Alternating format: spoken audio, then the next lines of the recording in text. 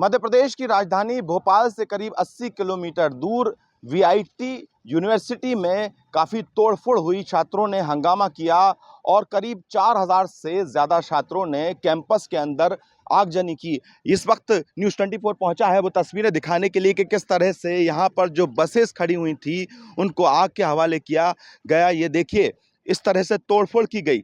बताया यही जा रहा है कि इसी कैंपस, ये पूरा कैंपस है वीआईटी यूनिवर्सिटी का, और वेल्लोर यूनिवर्सिटी के इसी कैंपस में बसों में तोड़फोड़ की गई।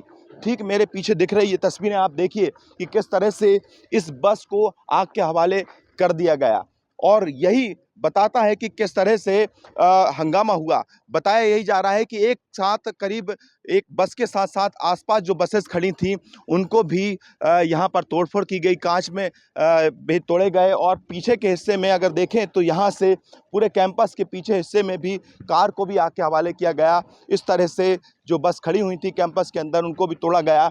बताया यही जा रहा है कि जिस तरह से गुस्सा फूटने की वजह यही थी कि छात्रों को लगातार इस बात की परेशानी हो रही थी कि यहाँ पर जो कैंपस में है, यहाँ बच्चों को खाने और पीने की, जो छात्रों को उनमें काफ़ी परेशानी हो रही थी, और कई छात्रों को जॉइंटिस हुआ और वो बीमार पड़े। छुट्टी की लगातार दरख्वास्त की जा रही थी लेकिन उन्हें नहीं मिली, और गार्ड, उनका आरोप ये भी है कि गार्ड के द्वारा उनके साथ बदतमीजी की गई, और इसके बाद इस तरह से उनका गुस्सा फूटा।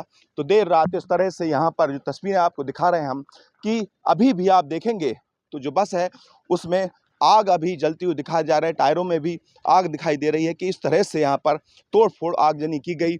ये वीआईटी जो है वेल्लोर यूनिवर्सिटी का पूरा कैंपस है, और यहाँ पर इस तरह की घटना होना अपने आप में एक बड़ी बात है। पिछले साल भी इसी तरह की स्थितियां बनी थी जब इस कैंपस के अंदर के छात्रों ने इस पर आपत्ति जताई थी कि यहाँ पर खाना और पीने की जो व्यवस्था है बेहद ख़राब है, और कई तरह की परेशानियां, बीमारियां उनको हो रही हैं।